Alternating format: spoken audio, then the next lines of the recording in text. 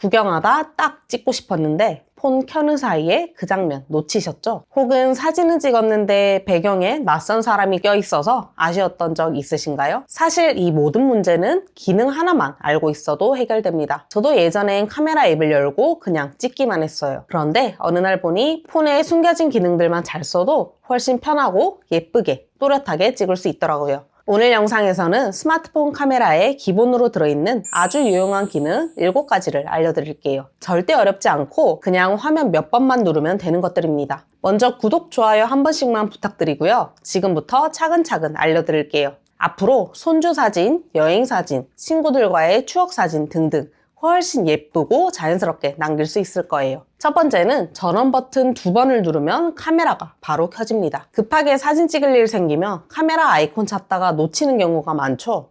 이럴 땐 딱 하나만 기억하세요. 스마트폰 옆에 있는 전원 버튼을 빠르게 2번 딸깍딸깍 눌러주세요. 그러면 아무 화면이든 상관없이 바로 카메라가 켜집니다. 이 기능을 같이 설정해 볼게요. 먼저 배경화면에서 손가락으로 위에서 아래로 화면을 쓸어 내려주세요. 그럼 우측 상단에 톱니바퀴 모양의 설정이 있는데 이걸 눌러주세요. 설정 화면에서 아래로 쭉 내리다 보면 유용한 기능이라는 항목이 있어요. 이걸 눌러주세요. 메뉴 안에 보면 측면 버튼이라는 게 있을 거예요.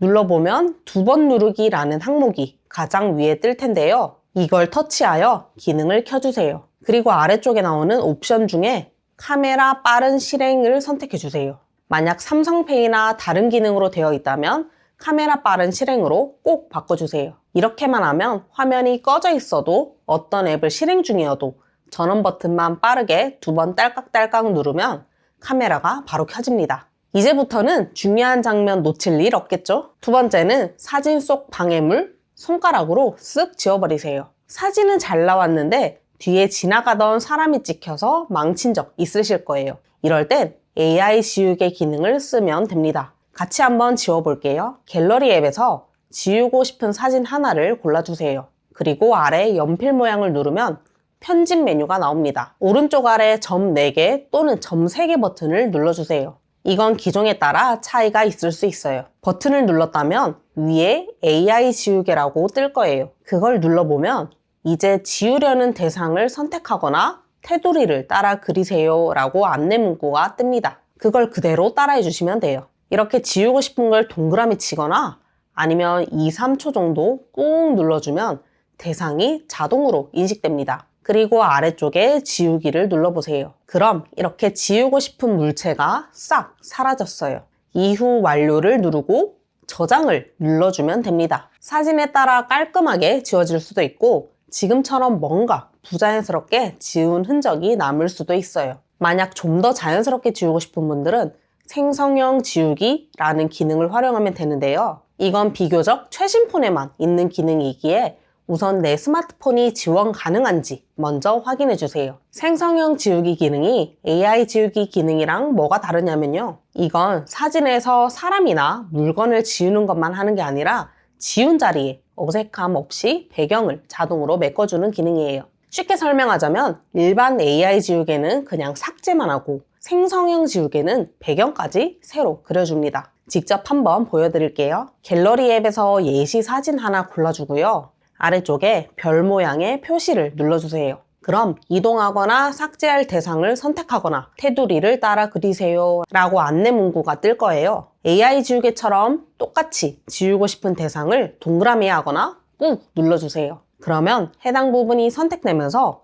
지우기 버튼이 생깁니다. 선택 영역을 지우고 나면 아래쪽에 생성이란 버튼이 뜰 거예요. 이걸 눌러주세요. 그럼 그 자리에 AI가 자동으로 자연스럽게 메꿔줍니다. 원본 보기를 꾹 눌러보면 비포 애프터 차이를 확실히 할 수 있습니다. 수정이 다 되었다면 아래 다른 파일로 저장을 눌러주면 됩니다. 생성형 지우기는 한 번만 써보면 어머 이게 되네 하실 정도로 정말 편리하고 신기한 기능입니다. 한 장의 사진이 더 깔끔하고 기억에 남는 사진으로 바뀌니까 꼭 한번 써보시길 추천드립니다. 세 번째는 사진만 찍으면 이게 뭔지 자동으로 알려줍니다. 시장이나 마트에서 좋은 물건을 봤는데 브랜드가 뭔지 몰라서 그냥 지나친 적 있으신가요? 혹은 꽃 사진을 찍었는데 이름이 궁금하셨을 때 이 기능을 쓰시면 이제 사진만 찍으면 바로 검색이 됩니다. 방법은요, 먼저 궁금한 물체 사진을 찍으시고 아래 가운데 홈 버튼을 길게 꾹 눌러주세요. 그러면 검색창이 뜨는데 알고 싶은 부분을 손가락으로 이렇게 동그라미 쳐주면 됩니다. 그러면 바로 관련된 정보가 다 뜹니다. 혹시 이 기능이 안 뜬다면 설정에서 기능을 켜주시면 됩니다. 설정으로 들어가신 후 아래로 쭉 내려 애플리케이션이란 메뉴를 눌러주세요. 맨 위에 기본 앱 선택을 눌러주세요. 기본 앱 설정 화면에서 디지털 어시스트 앱 항목을 눌러줍니다. 아래로 내려보면 화면 이미지 분석 메뉴가 있어요. 이 기능이 꺼져 있는 경우 눌러서 켜주시면 됩니다. 이제부터는 사진이나 화면을 보고 아래 동그란 홈 버튼을 꾹 누르면 자동으로 구글이 분석해서 알려줍니다. 지금까지는 스마트폰이 사진 속 정보를 알려주는 기능들이었다면요. 지금부터는 사진을 더 잘 찍는 법에 대한 꿀팁을 알려드릴 차례입니다. 특히 같은 장소에서 찍었는데 내 사진은 항상 뭔가 아쉽다 싶은 분들은 바로 이 다음 기능부터 꼭 확인해 보세요. 네 번째는 사진 잘 나오는 구도.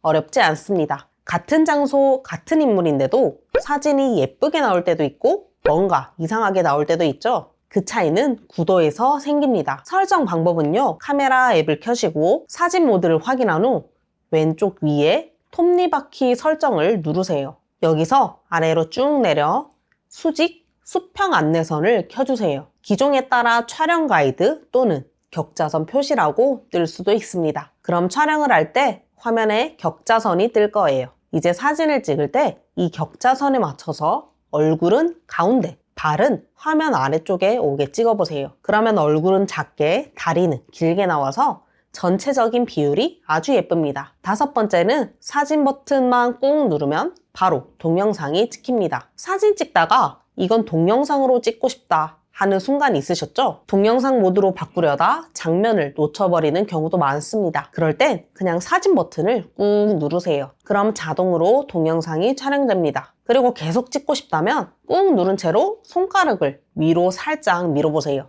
그럼 손을 떼도 계속 영상이 찍힙니다. 정말 간단하죠? 여섯 번째는 배경이 흐릿하게 나오는 감성 사진도 가능합니다. 우리가 전문가처럼 보이는 사진을 보면 대부분 인물이나 사물은 또렷하고 배경은 흐릿하게 되어 있는데요. 그걸 아웃포커싱이라고 하는데 요즘 스마트폰은 기본 카메라 앱에 이 기능이 다 들어있습니다. 카메라 앱에서 인물 사진 모드를 눌러주세요. 화면을 터치해 인물이나 물건에 초점을 맞춰 촬영해보면 자동으로 배경이 부드럽게 흐려집니다. 이 모드는 인물 사진, 꽃 사진, 음식 사진에 특히 효과가 있으니까 꼭 한번 따라해보세요. 자, 지금까지는 사진을 예쁘게 찍는 기본적인 방법들이었는데요. 근데 혹시 이런 생각 드셨나요? 내가 조명도 잘 맞췄는데 왜 사진이 어둡게 나올까? 색이 왜 이렇게 누렇게 나오지? 이런 경우엔 이제 우리가 마지막으로 배울 프로 모드에서 해결할 수 있습니다. 일곱 번째, 전문가 모드도 사실 어렵지 않습니다. 마지막 기능은 조금 고급처럼 보일 수 있지만 사실 딱 3가지만 알면 누구나 쉽게 쓸 수 있습니다. 프로 모드는 사진을 내 손으로 직접 조절해서 더 정확하게 찍는 기능입니다. 먼저 프로 모드로 들어가는 방법은